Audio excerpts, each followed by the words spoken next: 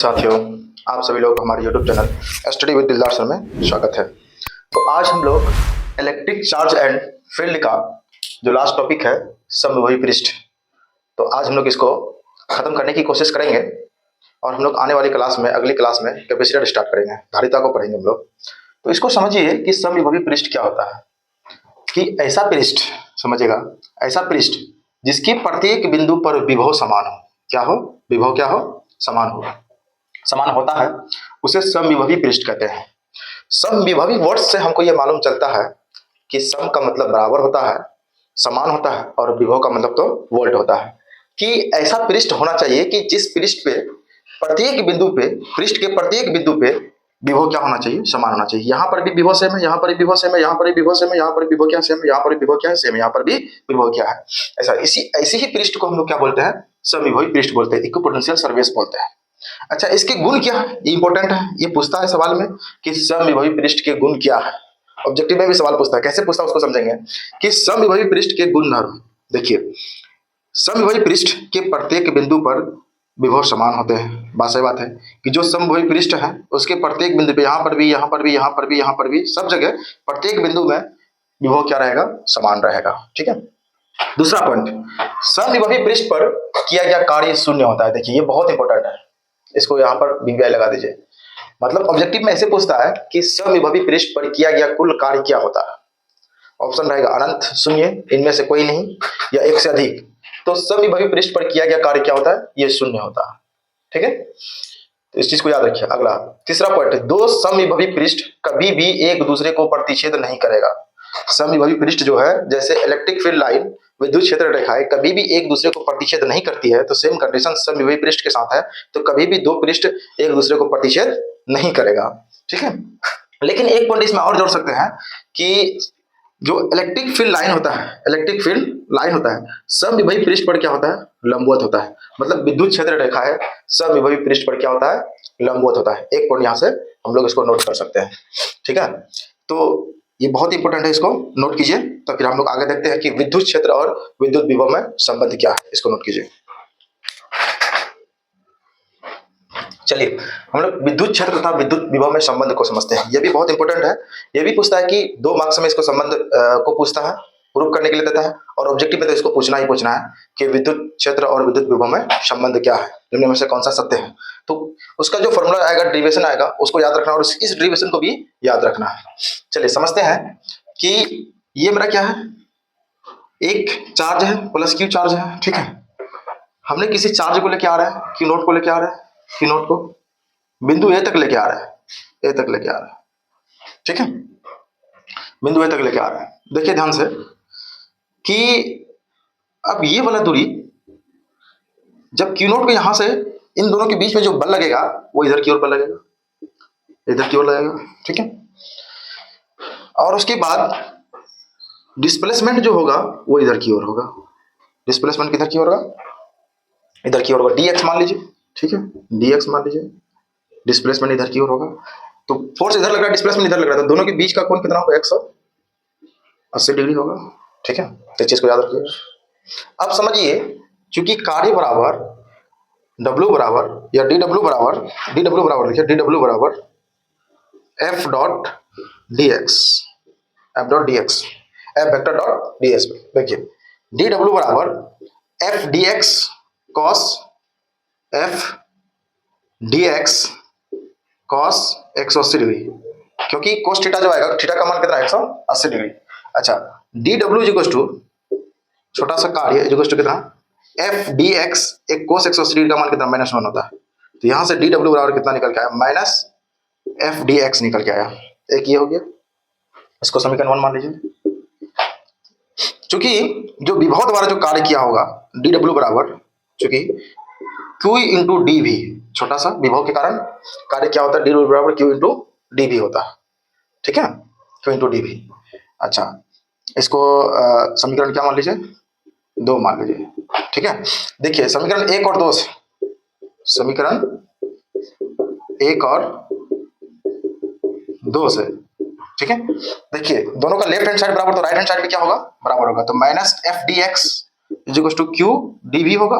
ठीक है, अब देखिए यहां से कि एफ को हम लोग क्या लिख सकते हैं, एक चार्ज जो है इस चार्ज पे यहाँ पर क्यू नोट हो जाएगा, यहाँ पर भी क्यू नोट होगा, ठीक है, क्योंकि इसको ला रहे हैं। तो ये इलेक्ट्रिक फील्ड को जनरेट करेगा, क्योंकि हमको क्या कर रहा है कि विद्युत क्षेत्र है, विद्युत क्षेत्र में। तो एफ बराबर हम लोग क्या लिख सकते हैं, क्योंकि एफ बराबर क्या हो जाएगा, क्यू नोट इंटू ई, क्यू नोट इंटू ई, ये फोर्स का भी फॉर्मूला होता है। तो इसलिए कितना जाएगा, माइनस क्यू नोट इंटू ई, हमने किसके जगह, एफ के जगह इसको रख रहे हैं, into D X is equal to Q nought into D V. देखिए क्यू नोट से क्यू नोट चला गया, तो यहाँ से आया कितना, minus E D V is equal to कितना, सॉरी डी एक्स आ जाएगा यहाँ, D X into D V. तो यहाँ से बाबू आ गया ई बराबर, माइनस को भी इस पार भेज दो, minus D V by D X, ये आ जाएगा। ये आपको याद रखना है कि ई जो कितना, विद्युत क्षेत्र ई कितना होता है, minus D V by D X. D V क्या है, एक विभव है, और डी एक्स क्या है, डिस्प्लेसमेंट है, विस्थापन है, डी एक्स, ठीक है। ये आपका क्या हो गया, विस्थापन, थोड़ा ध्यान रखिएगा। और ये आपका क्या हो गया, विभव, ये विभव हो गया। अच्छा, एक पॉइंट यहां से है कि डीवी बटे डी एक्स को हम लोग बोलते हैं विभव परवंता। इसको क्या बोलते हैं, विभव परवंता बोलते हैं, विभव परवंता।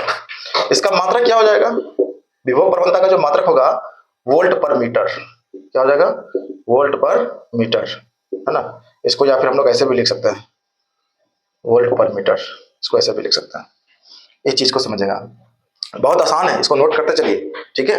मेहनत कीजिए आप लोग, कलम कॉपी लेकर के बार बार रिवीजन कीजिए, बार बार रिवीजन करने से ही तब कुछ होगा, तब समझ में आएगा आप लोग को। ऐसे ही समझिएगा कि सपना देखिएगा कि हम इतना नंबर लाएंगे, 450 नंबर लाएंगे, 400 प्लस नंबर लेके आएंगे, तो ऐसे नहीं होने वाला है। कलम कॉपी लेकर के बैठिए, बार बार रिवीजन कीजिए, बार बार रिवीजन कीजिए, देखिए कैसे एक एक फॉर्मूला को याद रखिए, तब आपसे हो पाएगा, तो ऐसे नहीं हो पाएगा। चलिए इसको नोट कीजिए, फिर आगे देखते हैं।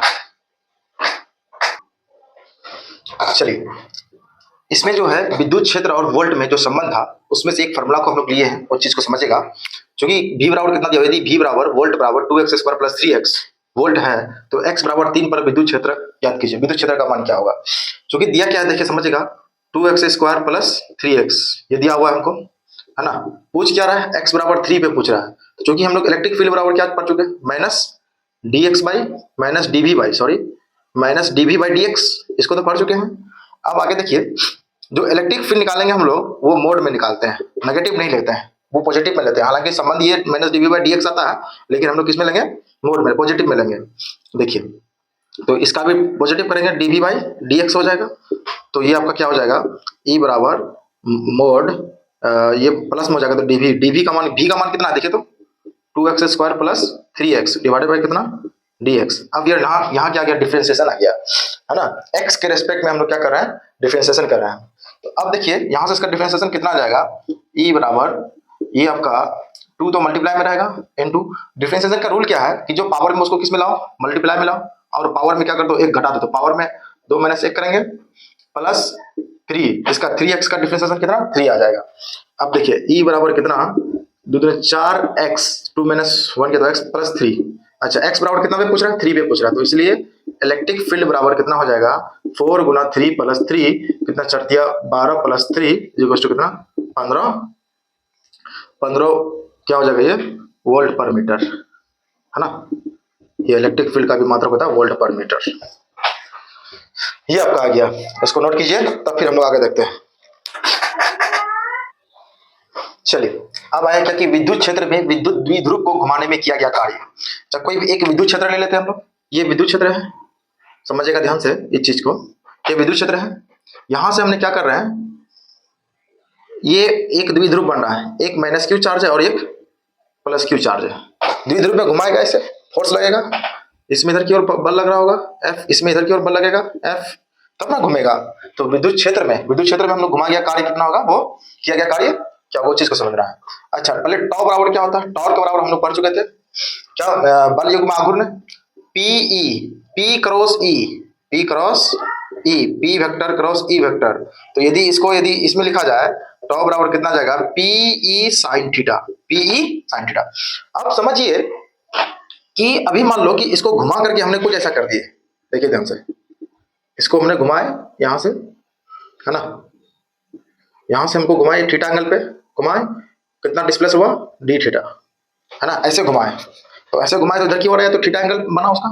लेकिन डिस्प्लेसमेंट कितना हुआ, डी थीटा हुआ। अब देखिए यहाँ से कार्य बराबर क्या होता है, डी डब्ल्यू बराबर, छोटा सा कार्य बराबर डी डब्ल्यू बराबर टॉ इंटू डी थीटा, है ना, बल युग्म आघूर्ण इंटू कोणीय विस्थापन, बल युग्म आघूर्ण इंटू कोणीय विस्थापन, ये होता है। अब समझिए कि डी डब्ल्यू बराबर टॉ का मान कितना है, PE sine theta into D theta, ये आपका आ गया, PE sine theta into D theta, ये आपका आ गया। ये छोटा सा कार्य है, हमको बड़ा सा कार्य करना है, मतलब कि कुल कार्य निकालना है। तो कुल कार्य हम लोग कैसे निकालेंगे, समाकलन मेथड से निकालेंगे। तो डी डब्ल्यू को हम लोग यदि समाकलन किया जाए, इंटीग्रेशन किया जाए, तो देखिए integration PE sine theta into D theta, ठीक है, इंटीग्रेशन इसका कर रहा है कहां से कहां तक, पहले वो जीरो एंगल में था, जीरो एंगल से कहां पे लेके गए हम लोग, थीटा पे लेके गए, जीरो से लेकर थीटा एंगल तक हमको क्या करना है, इंटीग्रेशन करना है, समाकलन करना है। तो डी डब्ल्यू, इसका डी डब्ल्यू का कितना हो जाएगा, डब्ल्यू बराबर किसका इंटीग्रेशन होगा, पीई तो कांस्टेंट है, लेकिन sign theta into D theta सिर्फ किसका, साइन थीटा का इंटीग्रेशन होगा। तो पीई को बाहर निकालो, PE integration sine theta into D theta, zero से लेकर थीटा तक, जीरो से लेकर के थीटा तक, डब्ल्यू बराबर क्या आ जाएगा, पीई, अच्छा साइन थीटा का इंटीग्रेशन क्या होता है, minus cos theta, sine theta का integration minus cos theta, is equal to कितना, जीरो से लेकर थीटा तक, जीरो से लेकर के थीटा तक। अब समझिए डब्ल्यू बराबर पीई, अपर वैल्यू रखिए, minus cos theta minus minus cos 0 degree रखेंगे, तो ये आ गया कितना, डब्ल्यू बराबर पीई, देखिए माइनस इंटू माइनस प्लस हो जाएगा, लेकिन कोस 0 का मान कितना होता है, 1 होता है, 1 माइनस ये कॉस थीटा बचेगा। ये आपका क्या होता है, वर्क डन होता है किसमें, जब विद्युत क्षेत्र को, जब विद्युत क्षेत्र में द्विध्रुव, क्या गया, विद्युत क्षेत्र में द्विध्रुव को घुमाने में किया गया कार्य, घुमाने में किया गया कार्य, जो घुमा रहे हैं उसको कितना वर्क डन होगा, डब्ल्यू बराबर कितना, PE 1 minus cos theta, PE 1 minus cos theta. अच्छा, जब यदि थीटा, थीटा 1 से कहां लेके जा रहे हो, थीटा 2 में लेके जा रहे हो, तब फॉर्मूला क्या बनेगा, अभी हमने कहां से कहां तक लेके गए हैं, जीरो थीटा से, जीरो डिग्री से लेकर के थीटा तक लेके गए हैं। अब थीटा से लेके तुम थीटा 2 में घुमा रहे हो, तो क्या लग जाएगा, डब्ल्यू बराबर PE cos theta 1 minus cos theta 2, ये आपका हो जाएगा डब्ल्यू कार्य बराबर, ठीक है। इसमें से थीटा 1 का मान आप 90 ले लीजिए, थीटा 2 का मान 0 ले लीजिए, इसमें आप थीटा 1 का मान 180 डिग्री लीजिए, थीटा 2 का मान आप 0 डिग्री ले लीजिए, तो आप ऐसे ऐसे बदल बदल करके आप बना सकते हैं, उसमें कोई दिक्कत वाली बात नहीं है। इसको ये फॉर्मूला आप याद रखिएगा, ये फॉर्मूला डब्ल्यू बराबर कितना होता है, PE 1 minus cos theta, W बराबर पीई, पी क्या है, पी क्या है, द्विध्रुव आघूर्ण है, और ये क्या है, विद्युत क्षेत्र है, ये आपको पहले हम पढ़ा चुके हैं, समझ में आना चाहिए सब चीज। उसके बाद 1 माइनस कोस थीटा, थीटा क्या है, थीटा क्या, कितना डिग्री हमने घुमाए वो थीटा है। चलिए इसको नोट कीजिए, तब फिर हम लोग आगे देखते हैं, जो लास्ट टॉपिक है उसको देखते हैं। चलिए आप समझते हैं कि विद्युत क्षेत्र में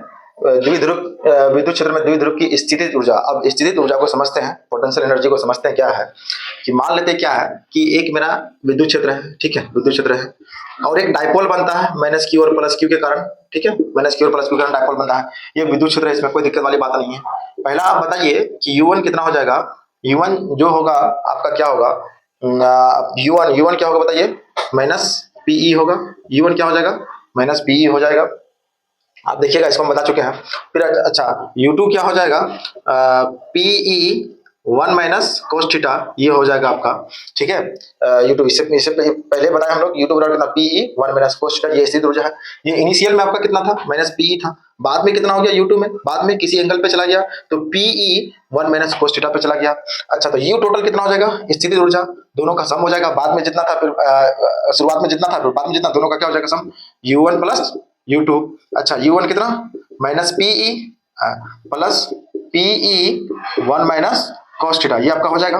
अच्छा देखिए, minus PE plus PE minus PE cos theta, ये आपका हो जाएगा। अच्छा देखिए, पी से पी चला गया, तो यू टोटल आपका कितना आया, यू टोटल कुल स्थिर ऊर्जा minus PE sine theta, minus PE sine theta. अब देखिए कि यू टोटल आपका minus PE sorry sine theta नहीं, cos theta, minus PE cos theta है, तो ये भी कोस थीटा आपका आ गया, तो यू टोटल आपका कितना आ जाएगा, पी डॉट ई करेंगे, देखिए कोस थीटा आ गया, तो जहां कोस थीटा आ जाए तो वहां क्या लगता है, डॉट प्रोडक्ट, जहां साइन थीटा आ जाए तो वहां क्रॉस प्रोडक्ट, तो यहां से क्या हो जाएगा, minus P vector dot E vector, ये वाला ऑब्जेक्टिव में पूछता है, इसको याद रखिएगा। ये फॉर्मूला, ये बहुत इंपॉर्टेंट फॉर्मूला है, बीबी आ जाइए।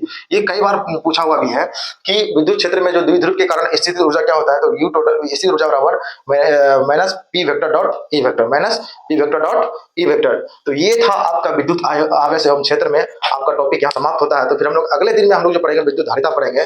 तो इसलिए आप लोग अपने घर से जो बाहर हैं, घर से छोड़ करके जो अपने पढ़ने के लिए गए हुए हैं, रूम लेकर के हैं, माँ बाप के रुपया खर्च करते हैं, तो आप लोग भाई थोड़ा सा पढ़ाई लिखाई अपने लिए नहीं, अपने माँ बाप के सपने को पूरा करने के लिए पढ़ाई लिखाई कीजिए, ठीक है। सफल आदमी बनना आसान नहीं है आज के दौर पे, सफल आदमी बनना आसान नहीं है। कितनी मेहनत लगता है वो आप जानते ही हैं। हम अपनी बात बता रहे हैं कितनी मेहनत लगता है इसमें से। 9 से लेकर 4:30 तक स्कूल मैनेज करना, फिर उसके बाद फिर आप लोग के लिए वीडियो बनाना, वीडियो अपलोड करना, खाना बनाना, यहाँ तक फिर इतनी वीडियो को एडिटिंग करना, थंबनेल बनाना, इतनी आसान बात नहीं है भाई। इसलिए सफल जो है किसी दूसरे को देख करके मत, अपने एक अंदर हौसला रखिए, जज्बा रखिए, कुछ करने की जज्बा रखिए, ठीक है। तो इसलिए कहा जाता है कि हिम्मत मत हारिए, चाहे मंजिल जितनी भी दूर हो, हिम्मत मत हारिए चाहे मंजिल जितनी भी दूर क्यों ना हो, क्योंकि पहाड़ों से निकलने वाली नदी कभी सागरों की रास्ता नहीं पूछते, मतलब कभी सागर की रास्ता नदी नहीं पूछता है। तो आप अपने अंदर अपने लाइफ को एक आइसक्रीम की तरह बनाओ। जब बाहर निकाला तो वो पिघलना शुरू होता है, फेंक दो तो वो पिघलना, फिर भी पिघलना शुरू हो जाता है। तो अपने सपनों को पाने के लिए, अपने सपनों को पूरा करने के लिए तुम पिघलो, मेहनत करो, दिन रात एक करो, तब जाकर के पूरा होगा। ऐसे सफल आदमी नहीं बनता है। एक सफल आदमी के पीछे में कितनी मेहनत है, कितनी मेहनत करके तब वो सक्सेसफुल आदमी बनता है, इसके लिए वही आदमी समझता होगा, ठीक है। तो मेरे दोस्तों, तो आप लोग अपने पढ़ाई में बहुत फोकस कीजिए, मेहनत कीजिए और एग्जाम में बहुत बेहतर करने की कोशिश कीजिए।